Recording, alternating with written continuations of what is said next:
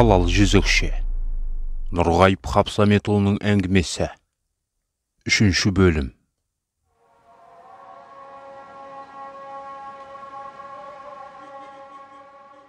Айша, сенің күйеуің Фаруқ қашан келетін болды? Сендер қажет соманы жинай алдыңдар ма? Нақты білмеймін. Түнде келем деп таңертең ерте кетіп қалған.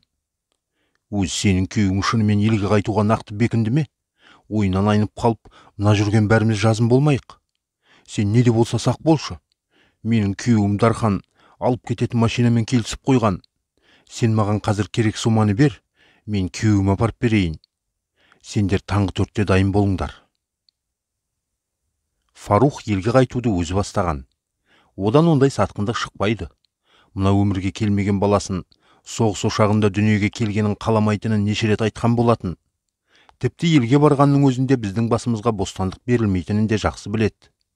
Ең бастысы, дүниеге келер сәбиінің даусын туған даласында естігісі келетінін айтқан.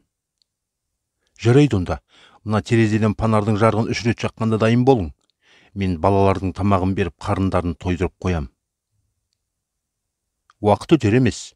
Қолындағы сағатына қайта-қайта қарап, бөлменің ішінде әрлі-берлі жүріп, мазасы қаша бастады. Түн жарымыда болып қалыпты.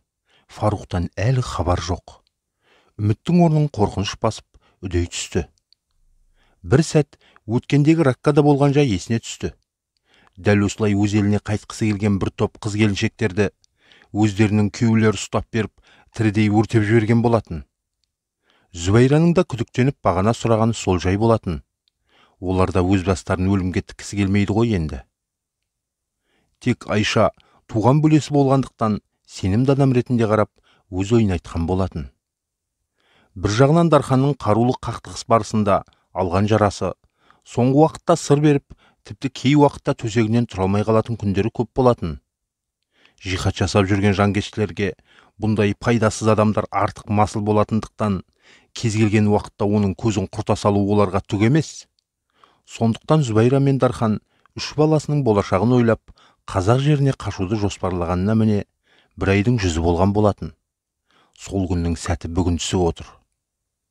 Ең басты үміт Түркияның шекарасы Түркоғлыдан аман өтсе, қазақ жеріне азаттықтың даңғыл жолы салынбақ.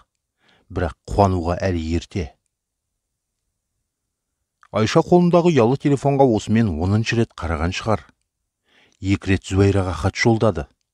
Зүбайра, Фаруқтан әлі хабар жоқ. Мен шынымен қорқып отырмын.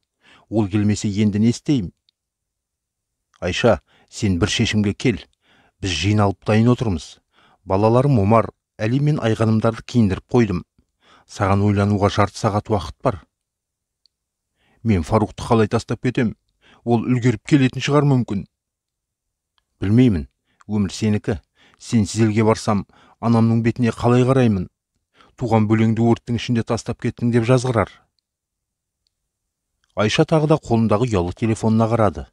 Сағат таңғы 4-ке 5 минут қалған. Әне, сыртта машинаның үні естілді. Ал Фаруқ болса әлі жоқ. Терезеден фонардың жарығы 3 рет жанып сөнді. Есікті 2 рет тықылдатты. Ол Фарухсыз Сириядан кетуге ақыры бел байлады.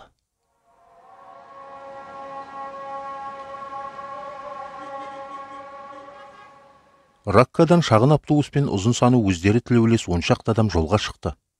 Бағыттары Түркоғлы. Сапар алыс болмаса да, жолдың өзіндік азабы бар екені анық сезіле бастады. Раккадан 50 шақырым жүргеннен кейін күрттердің тосқауылына тап болды. Шекараны заңсыз бұзып өте алмайтындары анық. Қайта кері қайтты. Түс ауа қайтқан іздермен Ракка қаласына келіп кірді. Айналасы 5-6 сағатта бұл жақта әлем өзгергендей болыпты.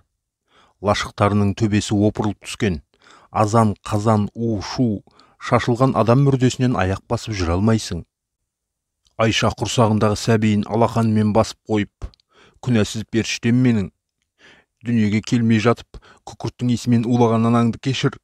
Өз ата-анасын кәпір деп тәрк еткен анаңды кешір. Қазір-ақ өліп кетерем. Сенің жарық күнде бір күн болсаң да көргеніңді қалаймын. Құдіретті жаратушым, ислам, шариғат деп жүріп шалыс басқан пендеңді кешіре көр деп жүресінен жерге отыра кетті. Айша, қаш, жендеттер деген кезде барып Зүбайраның даусынан есін жиып, қашпақшы бола беріп еді. Тым кеш қалды. Жангештілер қолға түскен дарханды ұстаған бетте, басына автоматтың ұңғысын тақап тұрып, әйел бала-шағасының көзінше миын шашып жіберді. Әй, сайқал деп төне түскен қаба сақалдың шойындай алақаны жағына тигенде, есінен танып қалыпты. Қанша уақыт жатқаны белгісіз, есін жинаса, алдында жолдасының басының қабырғаға шегеленіп тұрғанын байқап, есінен адасып кетті. Адам баласына күш беретін түрі жоқ. Зүбайра келіп Айшаны бауырына басып, жұбатпақ болып еді, оған да күш бермеді. Айғай шуды сырттан автомат асынып кіріп келген әйел адам тоқтатты. Жан-жағына ежірейе қарап тұрып, Айшаны нұсқады.